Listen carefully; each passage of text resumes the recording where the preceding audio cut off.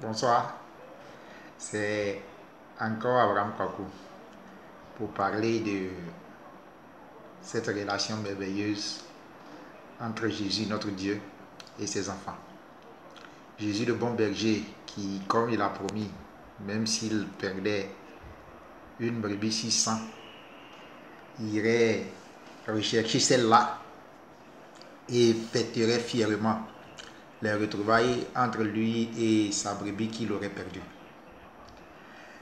Donc, comme je l'ai dit, cette série d'interventions ou de causeries avec vous, je l'ai intitulée les minutes des fils. Vous savez, quand on parle de relation entre un père et un fils, les gens subordonnent ça à une relation de maître-esclave ou bien d'obéissance à désobéissance. La relation entre un enfant et son papa ne se limite pas à obéir ou à désobéir, parce que dans tous les cas, que l'enfant obéisse ou désobéisse à son père, la relation est scellée par le sang. La relation entre un père et fils n'est pas scellée par le comportement, ni par les sentiments du père, ni par les sentiments du fils, mais plutôt par le sang.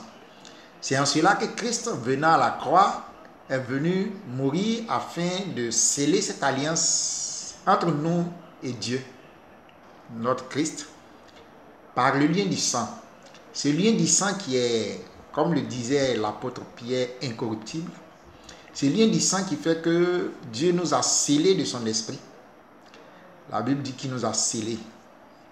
Si vous connaissez le sens du mot scellé, ça veut dire que nous sommes liés à Dieu de façon incorruptible, de façon inséparable, de façon non brisable en fait.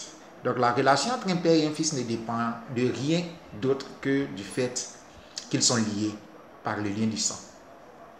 D'autres diraient, mais ça voudrait dire qu'on peut désobéir à Dieu, ou bien lorsqu'on désobéit à Dieu, qu'est-ce qui se passe? Mais quand vous désobéissez à votre père, vous désobéissez à votre père. Qui a déjà eu des relations avec son papa naturel? Lorsque vous avez désobéi à votre père, moi quand j'étais enfant, je désobéissais à mon père, je n'avais pas forcément peur. Mais l'enfant désobéit tout naturellement parce que l'enfant ne sait pas faire certaines choses, ou bien l'enfant n'a pas la capacité de faire certaines choses. Et quand il désobéit de deux choses l'une, ou bien son papa le gronde, ou bien son papa le chicote, mais toujours est-il que leur relation ne change pas. C'est la même chose. L'enfant de Dieu n'a pas peur de son papa. Il n'a pas peur de désobéir. Il ne craint pas l'obéissance. En fait, l'enfant vit avec son papa. Il peut lui arriver de désobéir, mais quand bien même il aurait désobéi, cela ne change rien à sa relation avec son papa. Qu'il obéisse ou qu'il se désobéisse, l'enfant reste un enfant. Donc l'enfant ne doit pas avoir peur, parce qu'il doit avoir confiance en l'amour de son père. L'enfant ne doit rien craindre parce que le diable ne l'emportera pas sur lui parce qu'il est fils de Dieu. Et Dieu le protège. Vous savez, il y a des choses tellement merveilleuses qui sont écrites pour nous. La Bible dit que le Seigneur prie pour nous, ses enfants. Alors, si Dieu prie pour moi, de quoi dois-je avoir peur? Si Jésus lui-même intercède pour son fils que je suis, de quoi dois-je avoir peur? Du diable? De la mort?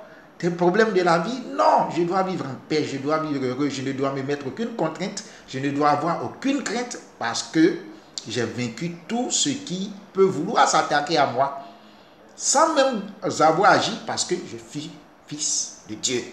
Et qu'un fils est protégé naturellement par son père. Le problème, c'est qu'on a grandi et qu'on réfléchit beaucoup. Mais lorsqu'on était enfant, lorsqu'on était encore dans cette fraîcheur de l'âge, lorsqu'on était bébé, qu'avons-nous fait pour que nos pères nous protègent? Qu'avons-nous fait pour que nos pères nous donnent à manger? Qu'avons-nous fait pour que nos pères nous témoignent de cet amour paternel? Qu'avons-nous fait? Maintenant que nous avons grandi, nous pensons que nous devrions faire quelque chose pour mériter cet amour. Et lorsque nous ne faisons rien, la Bible dit que lorsque nous étions encore pécheurs, Christ au temps marqué est mort pour nous. Alors quelqu'un qui t'a connu avant que tu ne fusses